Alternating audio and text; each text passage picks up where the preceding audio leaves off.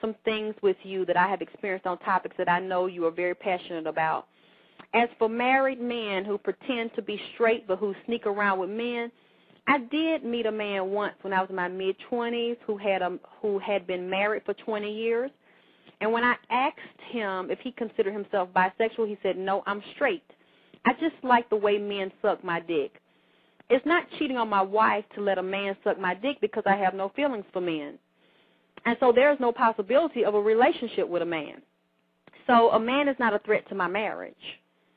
I won't let a woman other than my wife suck my dick because my feelings could get wrapped up in a woman sucking my dick. And that would be a betrayal of my vows. What do you think? Is he just telling the truth the way he sees it, or is he just in deep denial? If I were his wife, I'd be more freaked out if I found that he was feeding his sperm to other men. Your show on boy pussy power are so desperately needed by gay men. I know that when a man wants to perform anal sex on me, I don't really want him to do it, but I let him do it because I'm scared to tell him no, and I want him to like me. Often they will not even put a condom on. Again, I'm too scared he won't like me, and I think too little of myself to tell him to put one on. Your message of honoring the body as sacred and divine and not letting anyone defile it or treat it with disrespect is so needed by those of us who grew up believing that our lives aren't worth anything because we're different, and who crave acceptance and closeness so badly that we confuse letting men do whatever they want to do to us with love. So we keep on dying when all we want is to feel like we matter to someone, and keep putting our trust in those dog kind of men who would rather bust their nuts than keep us alive. Keep doing what you do. People need to hear the message. And it just hurt me because when he said that he knows that he don't love himself and he don't like himself and he don't respect himself, and he let these men just use him and take advantage of him because he's hoping that will make them like him and love him and make them stay. I guess maybe he thinks that they will commit to him in some type of way if he allows them to violate and disrespect his body. And this is what I'm saying, that women need to really start looking at these men and not trusting them just because they're black and you want a black man and a black family.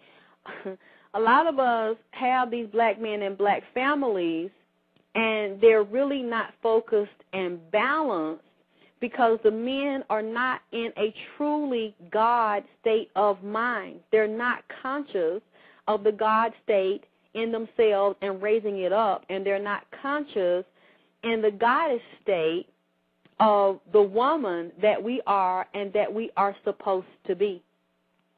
So as a result of that, we end up getting these down low, these bisexual black men that are full of self-hatred and that have so much hatred towards us and really have no intention at all of building us up. And they only see us as something they want to tear down and destroy and violate and trick and lie on and lie to.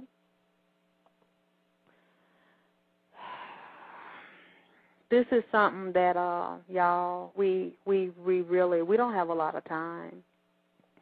We don't have any more time for anybody to play with us, and we don't have any more time to waste. Hey, Woodgrain, I didn't know you were here. Thank you for putting that link in there.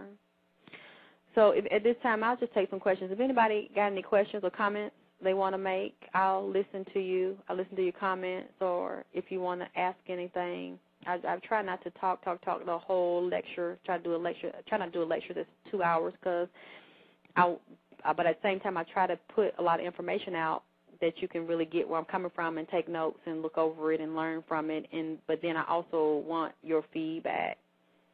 248, are you just listening? 248, area code 248.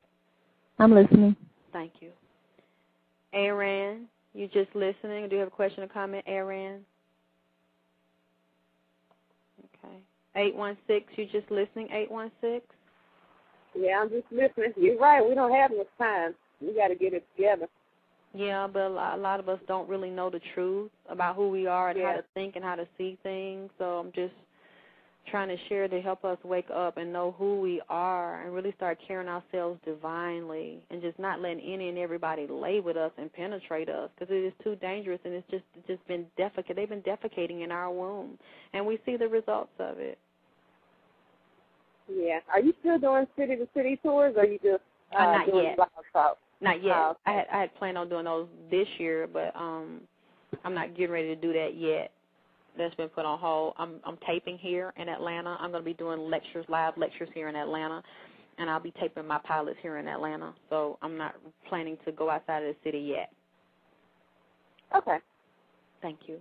But I will be putting those things on DVD, so if people want to get those shows that I do here on DVD until they're on TV, they can get them. 313, you're just listening, 313, or did you want to say anything? Me? Yes, area code 313. Oh, I'm thinking it's more than 1313.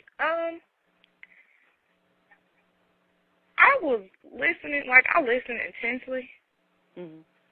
And I'm only, 20 years old? Very good. And I found you on YouTube at a point in my life when I was, transitioning out of that whole, I'm going to hang with the hood chicks and all this other stuff. Oh, excuse me, and all this other stuff. Yeah.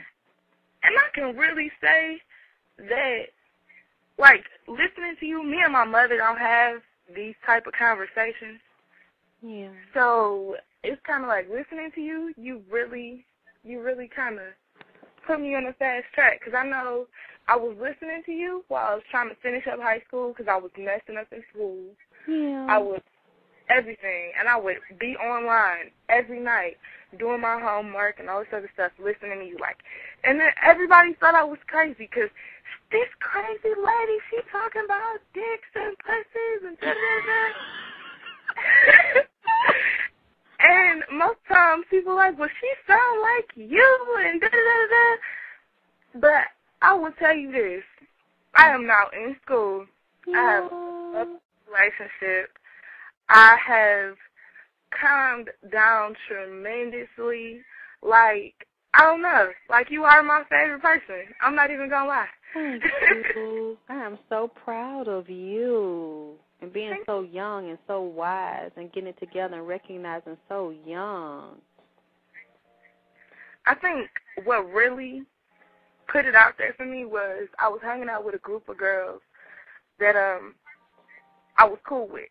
And for them to say, we weren't 18 yet, for them to say, when I get 18, I'm going to get on Section 8, that was the highlight of being 18.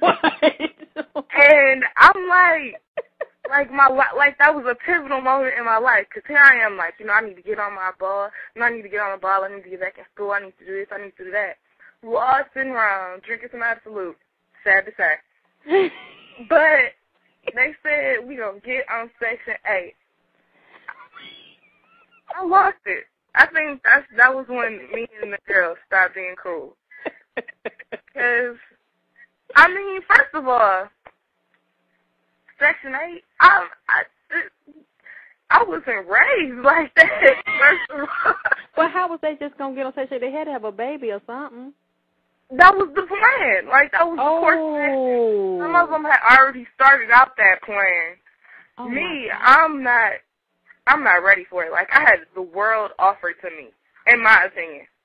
Because when I was younger and everybody else was like, well, I don't know whether I'm going to finish school or whatever. I was going to boarding school.